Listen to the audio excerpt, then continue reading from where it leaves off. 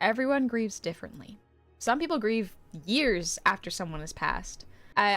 This is a fun, fun, dark kind of story where my grandmother passed, and I had to work that day. So when I woke up at like 6 in the morning, I was going to work, and my dad comes out of his room and goes, "Hey, honey, your grandma passed." And I was like, "Oh, okay. I gotta go to work. I'll see you later." I was like, I don't know what to do with this information, but I gotta work. So my brain immediately compartmentalized. And so I went to work, and I talked to my shift manager, and I was like, yeah, my grandma passed this morning. And she was like, oh my gosh, are you okay? Like, do you need to go home? And I was like, no, I'm okay. I just guess I wanted to update you and let you know where I was at. And she was like, well, okay, let me know. And I was like, thank you.